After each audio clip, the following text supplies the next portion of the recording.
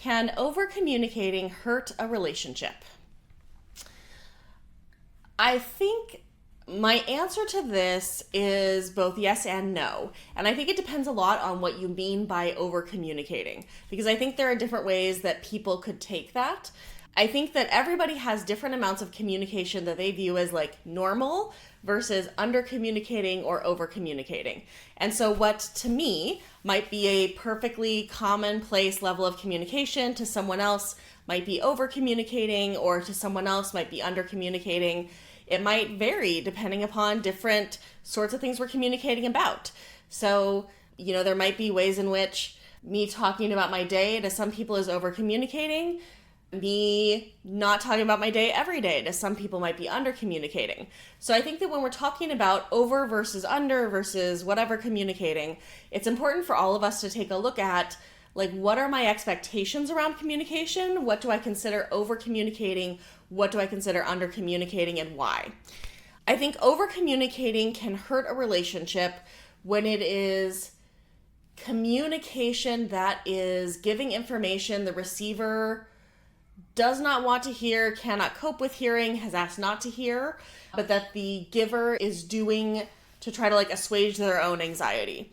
So like the case that comes up for me would be, let's say you have a relationship where one partner, like, it's not a don't ask, don't tell, but they don't want a lot of details about what their partner is doing with other people. So they're fine with their partner doing stuff with other people, they support them, they just don't want a lot of details, they don't want to hear it. But their partner feels like if they're not telling their partner everything about what's happening, then they're somehow like lying or lying by omission, or it feels uncomfortable to them, or they just like forget that their partner doesn't want to hear stuff. And so they then talk about these things that happened. The partner didn't want to hear it, had communicated they don't want to hear it. And it's not necessarily that the communication itself is wrong, but that it is not honoring the wants and needs and agreements of the people in that relationship so far. And I think that most of the time when we're looking at a way that over-communicating could hurt a relationship, it's that case of different expectation sets or boundaries around communication that lead to people sharing things that one person doesn't want to receive or can't receive or has said, don't tell me. And so I think over-communication is often this way that I think it often comes from someone's anxiety, that they're feeling anxious about whether they've communicated enough stuff about something. And their partner is like, I don't want to hear it, please stop. And the anxiety keeps driving that communication, and the other person keeps saying stop. So I think that's the main way that I could see over-communication hurting a relationship. I think the other way that it could hurt a relationship would be if you're spending like a ton of time communicating about the relationship and processing the relationship and like working on your relationship, and not much time like actually being with each other and connecting to each other. And this can be like a tough line, right? Because to some extent we have to do some amount of relationship maintenance that in order for a relationship to continue. But I think it's really easy sometimes, especially for those of us who are poly, who are, more used to this communication standard, to end up spending like huge amounts of our date time or together time processing things, and forget that processing might be one way of communicating, but it's not the only way, and it's not the only way of connecting. And it's important to have other stuff. It's important to have things that kind of like feed into our connection and our love. Some people use the metaphor of like a bank account. So if you think of like a fight or a conflict as being something that tends to like withdraw balance from the bank account, depending on what kind of communication we're doing or processing about the relationship we're doing, that may also be withdrawing from the bank account.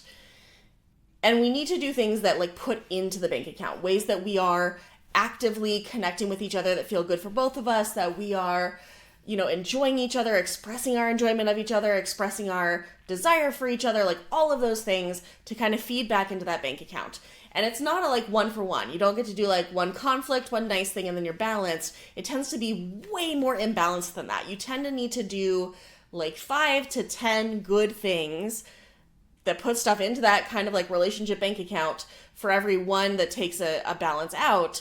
Because for most humans, the good things are ones that we forget and that pass over us much more quickly than the bad ones, because we have brains that are wired to pay a lot of attention to things that make us scared or hurt or feel rejected. We're social animals. We have a very highly developed limbic system that is very attuned to potential threats. And so if you're having these conflicts, you need to make sure that you're putting a lot of time and energy into proactively maintaining that relationship in a positive, connected, fun, playful kind of way, not just processing what happened and talking about like what's happening in the relationship. A lot of times I'll have people who come to see me as clients who are doing like a whole ton of processing.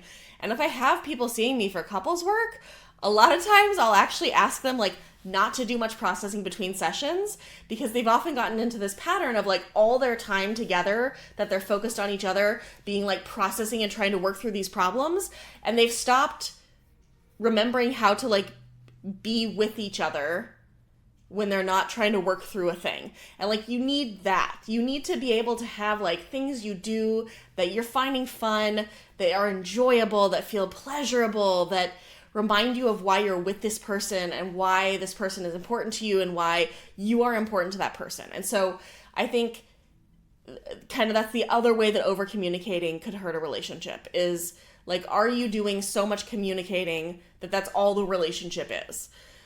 So again, I think that like over communicating, real tough to define. Everybody's going to have a different definition of what's over versus under communicating versus just communicating. So like communicate about that with your partner. Let them know like, hey, it seems like we're doing a whole lot of processing. Can we have a date where we don't? Like, unless there's something that is like an emergency that has to be dealt with now, can we have a date where we just don't process anything and we just have fun and play with each other? Can we do that? Or if you feel like someone's under communicating, letting them know like, hey, here's what I feel like I'm getting from you. Here's what I would like to be getting. Is that something you can do? Like, is that something that works for you? And make sure you have a relationship, right? Make sure that you aren't sharing things from a place of anxiety that your partner doesn't want to hear and doesn't want to receive, doesn't need to hear. Just be aware of like, when we're communicating, what are we communicating? How are we communicating it? And why are we communicating it? Is this something that is important? Is this something that we're doing because we're worried about something and we hope that we can like offload it onto our partner? Just like be aware of that, be mindful, pay attention to what's going on.